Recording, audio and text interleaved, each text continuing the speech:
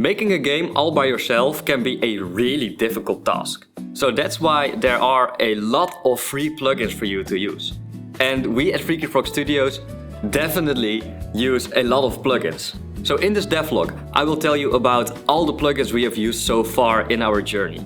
So without further ado, let's go to the first plugin we use. Wait! Go out of the way! Go out of the way!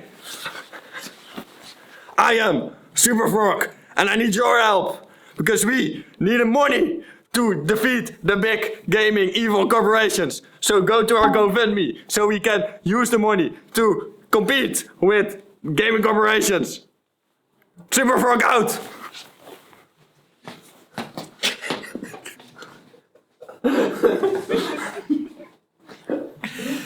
So the first plugin we use a lot of the times is one that is really basic, and it has to do with the tile maps we use. We use tile maps to generate our levels, but the problem is tile maps also need collision.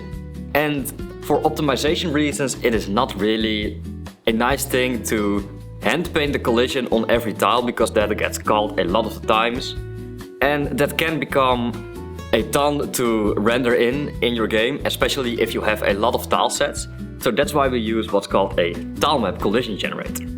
Every tile map we create, we can just put into the tile map collision generator parent, and then when I click on the refresh button, it generates all polygons for every tile map. So it's really nice and it makes it really easy to generate all of our collisions, and it's also really easy if we want to update all those things. The second plugin we use that has really helped us out a lot is LimboAI. LimboAI is basically a big manager for behavior trees and state machines. As you might know from our, I think, second devlog we made about how we made our character feel good, one of the points in the devlog was about a state machine. And the LimboAI state machine helps us to set it up. So it is really easy to manage all your different states because a lot of things for you get handled already. Sure, you can do it all yourself and just create a finite state machine yourself, but having a free plugin that is royalty free just helps a lot out with all those kinds of purposes. And also for the enemies, it helps a lot out too, because you can create something that's called a behavior tree. If you look at the enemy we have in our scene right here, you can see the behavior tree right next to it. And you can see it is a big list of checks and tasks, and it swaps between it the whole time. And this is used for the AI in your enemy. It would have been a nightmare to handle every state of the enemy in a script, because your script would just get huge with all kinds of checks and so many different states. So that's why the behavior tree really helps out a lot, because you can just create really simple tasks that just call functions, and it makes it much more manageable and also a lot more easy to debug if you have any problems with your enemies. So the LimboAI behavior trees and state machines is a plugin that is so amazing. And if you do anything with enemies or AI in your game, or just want to create a state machine of your own, I definitely recommend using that one for almost all of your projects. The third one that is really essential for our game is called MetSys. MetSys is short for Godot's Metroidvania system. And it handles a lot of things for you, like room handling, save data, mini-map systems. Everything gets handled already for you, and it's really nice. But there were some problems with this plugin.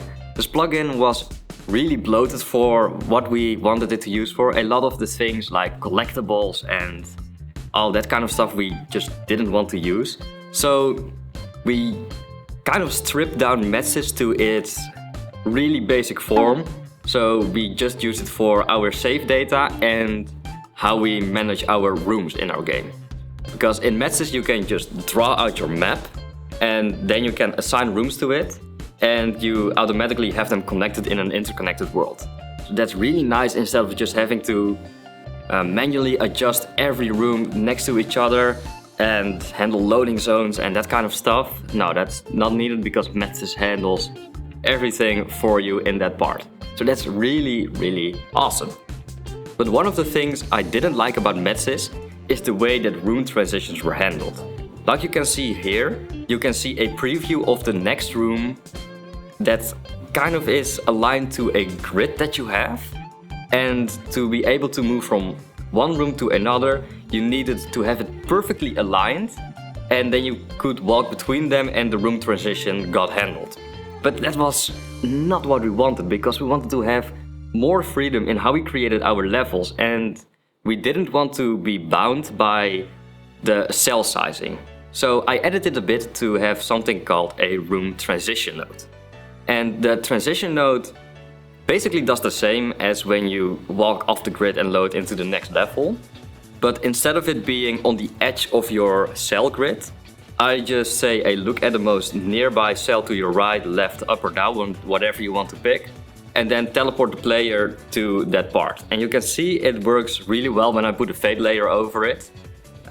So that's how we handle our rooms in our game. And the final plugin we use is actually not a plugin that exists at all, because we made it ourselves. In our game, we want to have dialogue, so we looked for a few dialogue plugins, and all of them were fine, but we didn't really like how they worked. Some worked amazing with dialogue tree editors, but you couldn't add pictures to it, or adding states to it was kind of a nightmare, and the other plugin was good for that part, but was shit in the editing, and one of the plugins was basically just only in Chinese. So we didn't know what it actually was. So we decided to make our own really basic dialogue plugin. The way this plugin works is we create a character resource file, and that is basically your whole dialogue tree. You can write every bit of dialogue for the character you want in it. You can set your portraits. You can set different keys, and that's the awesome part that I put into it, the keys.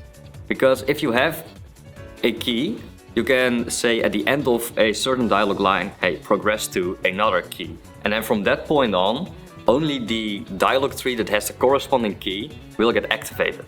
So making your whole dialogue tree is really simple because you can do everything with those keys. Later on you will have dialogue choices where you can click on certain options, and if you click on option 1 you get key number 1, and if you click on option 2 you get key number 2, and different dialogues could get triggered. So we basically just created our own dialogue tree editor, but then just right inside of Godot, which is obviously not that pretty, but the functionality is really simple and it works really great. And that concludes every plugin we have used up until so far. We will probably be adding more plugins later on if we get further into the development process, but for now these ones have really helped us out. Another thing that has really helped us out is that we got to 100 subscribers. It's not that much, but for us newcomers it's really a nice thing to have. So even though it's just 100 subscribers, I still want to thank all of you for actually subscribing and watching our videos. And I will see you in the next devlog. Freaky Frogs are out!